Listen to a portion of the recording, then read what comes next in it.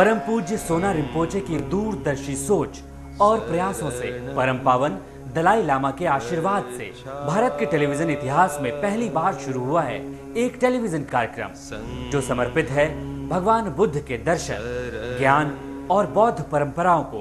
कार्यक्रम में दुनिया के तमाम बड़े बौद्ध धर्मगुरु, बौद्ध ज्योतिष शास्त्री रोज आप तक पहुंचा रहे हैं अमूल्य जानकारियां।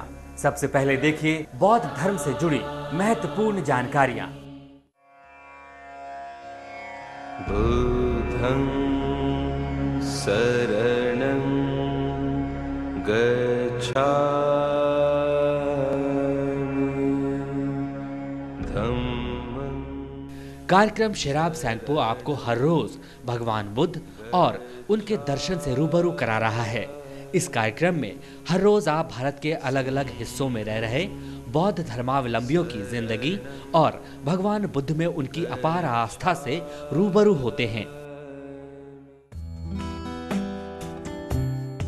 इसी सिलसिले को आगे बढ़ाते हुए कार्यक्रम में अब हम आपको दिखाने जा रहे हैं अरुणाचल प्रदेश के पश्चिम खेमांग जिले में रह रहे बौद्ध अनुयायियों का जीवन।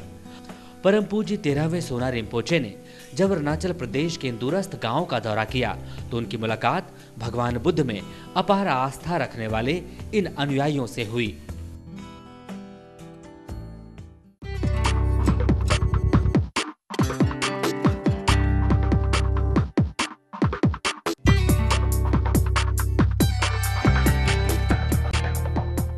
कार्यक्रम शेराब सैंगपो के पिछले एपिसोड में आपने देखा कि कैसे बेहद मुश्किल और दुर्गम रास्तों के बावजूद परम पूज्य 13वें सोना रिम्पोचे अरुणाचल प्रदेश में पश्चिम खेमांग जिले के खलकतांग पहुंचे। आज हम आपको दिखाते हैं खलकतांग में परम पूज्य 13वें सोना रिम्पोचे की पहली धर्म सभा।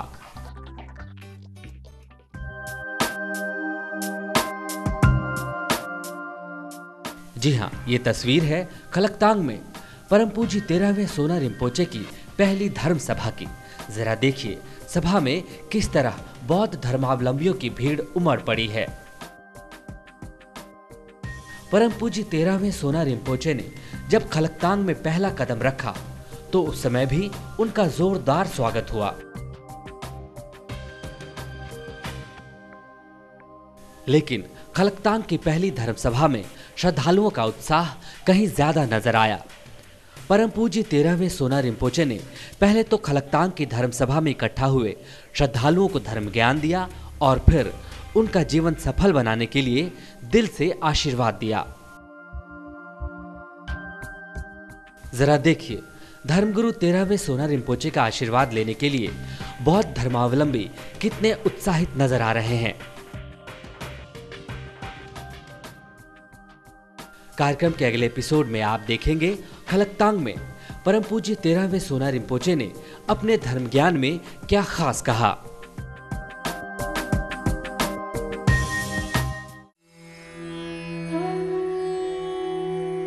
कैसे दूर हो आपके जीवन की मुश्किलें, कैसे सवरे आपका करियर, कैसे सफल हो आपका हर काम, क्या कहते हैं आपकी किस्मत के सितारे। जानिए सटीक होने वाली बौद्ध भविष्यवाणियां।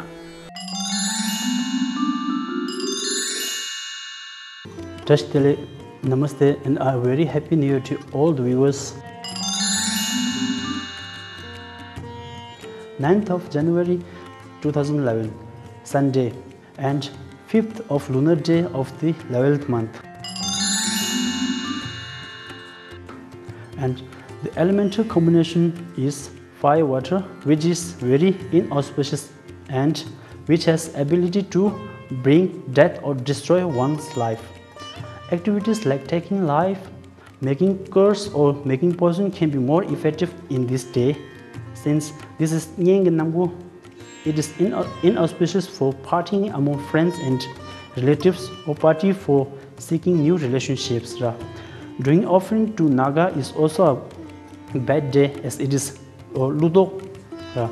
But day itself can be good for people who are born under the animal sign dragon. And it is a bad day for doing laying foundation for new monasteries or temples and visiting for ill people. 10th of January 2011, day Monday, and 6th lunar day of 11th month. The elemental combination is fire water, which is bad combination and brings death, unfavorable for peaceful undertakings, but negative activities such as killing, concocting poisons and cursing will be forceful or more effective. Since it is Karga Nambu, so avoid any kind of construction works like renovation of house or laying foundations. This day is best day for people who are born under dog or for sheep. 11th January 2011, Tuesday, and 7th lunar day of 11th month. The elemental combination is fire and fire, and it is a good combination. Hence, such combination gives prosperity and encourages the gaining of food and clothing. It is a good day for trading, planting seeds, and invoking wealth god that brings wealth and involving in meritorious deeds. It is especially a good day for people of horse and snake. But from 11 a.m. the elemental combination changes to fire water, which is a bad combination and brings unfavorable but negative activities such as killing and concocting persons and cursing will be more forceful. And since it is Phangmen Nangbu, you should avoid wedding and engagement ceremony on this day. Thanks for watching and see you tomorrow at the same channels at same time.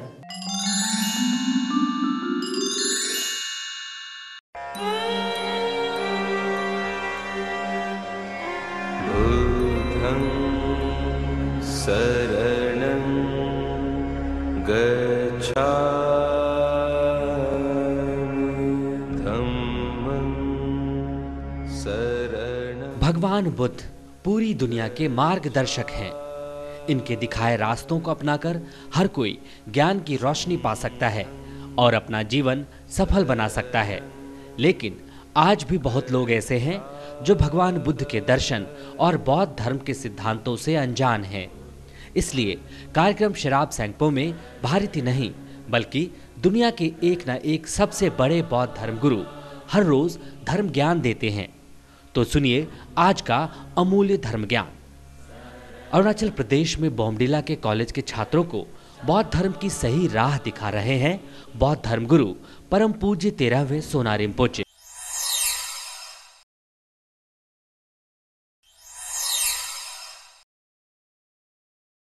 जब ये थर्पा की बात करते हैं तो उस थर्पा में आप समझ सकते हैं तरह तरह के आपको स्टेजेस। तो उसको पाने के लिए हम लोग आगे जाना है ना। तो इसलिए आज मैं 3 बात को मिला के मैं कहना चाहता हूं। इसमें आप लोग नोट करना, बुद्धिज्म की बात करेंगे तो बुद्धिस्ट फिलोसफी का बात भी आता है। तो उसमें आपके मन में एक क्या पिक्चर, एक सपना जैसे या आपका एक विजन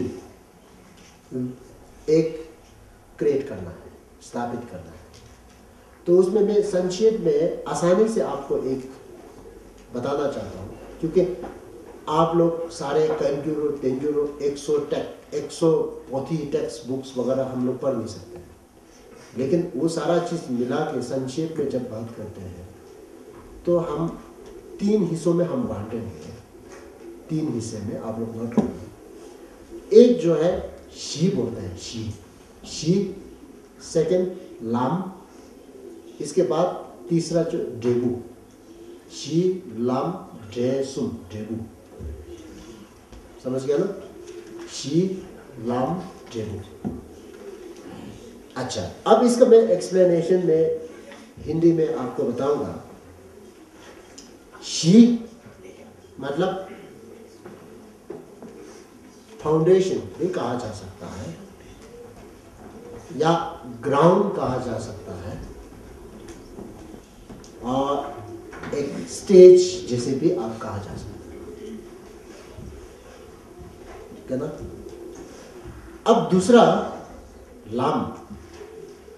लाम किसको बोलते हैं? लाम जहाँ हम चलते हैं, सड़क, तो वो लाम जो है एक मेथड संसाधन है ना।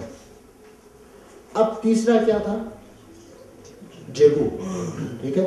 जेबू फ्रूट, रिजल्ट, फाइनल ऑब्जेक्टिव या विजन, नहीं क्या बोलते हैं, लक्ष्य ना, लक्ष्य। अच्छा, अब जब ये तीन को आप समझना, ग्राउंड, मेथड, रिजल्ट। अच्छा, मैं आपसे ये कहना चाहता हूं, जैसे आप कॉलेज में पढ़ रहे हैं, तो जैसे कि अगर आपके लक्ष्य, आप डॉक्टर बनने का हो, है ना, तो आपके लक्ष्य डॉक्टर बनने के लिए फिर क्या लगेगा? मेथड्स चाहिए, संसाधन चाहिए। तो उसके अंडर में आप कॉलेज में जाना पड़ेगा, स्टडी करना पड़ेगा, टीचरों के साथ आदान प्रदान करके उनसे शिक्षा लेना पड़ेगा, और अपने को सिंसियरली स्टडी करना पड़ेगा, तब जाके finally you can reach to the your destiny, है ना। लेकिन ये सारा चीज करने के लिए सबसे पहले आपको क्या चाहिए? बेस, फाउंडेशन, है ना। वो फाउंडेशन जैसे आपने बचपन से स्कूलिंग करना और बेसिक आपको क्या कहेंगे, वो सब मेथड्स को फुलफिल करने के लिए अपने को एलिजिबल बनाना, है ना। तो इस परिस्थिति में अब जैसे मान लीजिए, अब खेती का एग्जाम्पल देता हूं। अगर खेती करने वाला एक हमारे किसान भाई हो, तो उनका लक्ष्य क्या है? अच्छी फसल होना। अब उस अच्छे फसल को प्राप्ति के लिए सबसे पहला काम क्या करेगा? सबसे पहला काम ग्राउंड प्रिपरेशन करेगा, खेती को अच्छी तरह से उसको बनाएंगे, हाल चलाएंगे, उसको योग्य बनाएंगे, है ना। वो जो ग्राउंड प्रिपरेशन। अब उस ग्राउंड के ऊपर में फिर उस लक्ष्य को, अच्छी फसल को प्राप्ति के लिए तब संसाधनों को जुटाएंगे, मेथड्स कहा जा सकता है या उपाय कहा जा सकता है। तो उसमें सीड्स लगाने से लेकर के उसको संरक्षण देने को लेकर के, उसमें पानी देने का, या उसमें जो भी यूरियास वगैरह जो भी देने का सारा जो क्रियाक्रम होता है, वो एक संसाधन है या वो एक मेथड्स है टू अचीव दैट गोल।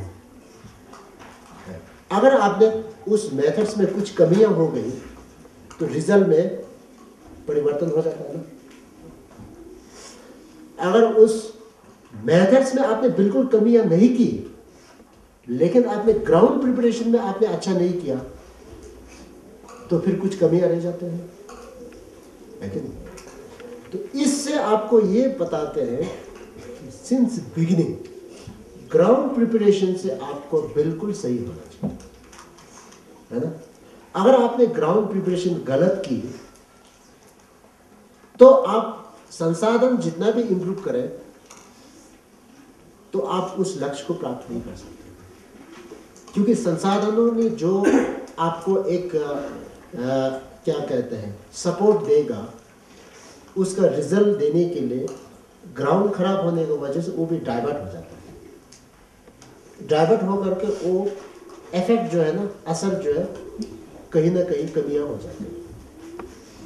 अगर ग्राउंड अच्छी तरह से प्रिपरेशन हो, संसाधनों में अगर थोड़ा कमी भी रह जाता है ना, तभी भी because of good ground preparation result में बहुत ज़्यादा असर नहीं होता है।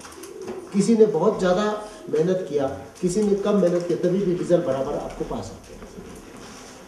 इस बात को आप लोग मानते हो नहीं मानते? है ना?